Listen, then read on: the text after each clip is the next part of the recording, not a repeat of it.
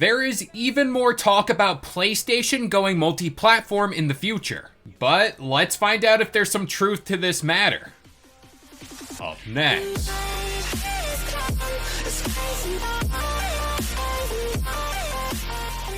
What's going on, guys? It's Kalo, and I'm here to give you the lowdown on all things gaming. And if you're new here, feel free to subscribe to this channel for weekly video game news content. Drop a like on the video, and welcome to the Level Up. Alright, so earlier this week we talked a little bit about this rumor making the rounds, that PlayStation is looking to bring even more games to the PC in 2024. Now, some of the titles that were mentioned in that rumor were God of War Ragnarok, Demon's Souls, and Gran Turismo 7. And much like I've said seemingly every time something like this pops up in the headlines, I honestly don't think this is too shocking. But this conversation had been sparked from an interview with Sony CEO, which centered around the future of gaming for PlayStation. Quote, "It will be ubiquitous. Wherever there is computing, users will be able to play their favorite games seamlessly. While PlayStation will remain our core product, we will expand our gaming experiences to PC, mobile, and the cloud." Now, if you followed this channel for a little while,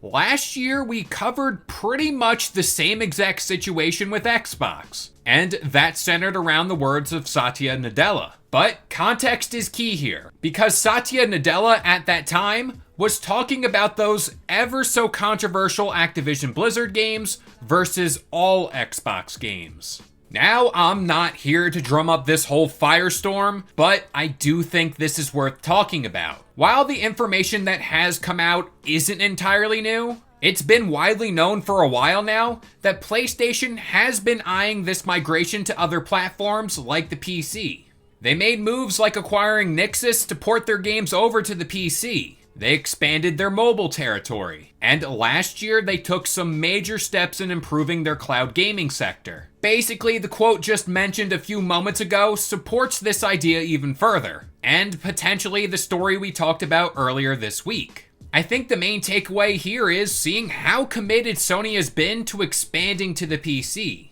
And in this instance, they appear to be very serious about it. I am a firm believer in this rumor that popped up last year, where this idea of a PlayStation PC launcher could be in the works. I don't know if it's just me, but I think that's a win on all fronts. In this instance, PlayStation gets to keep 100% of their earnings because they're not selling their games on Steam or the Epic Games Store. And as a result, PlayStation games will be widely available. They kind of already do this with staggered releases just 2 years after the game initially drops. And not to mention this big problem that's looming over AAA games as of late is the massive budget it takes to craft them. Now, potentially shortening this time frame in which a release comes to the PC could offset some, not all of the risk associated with these games.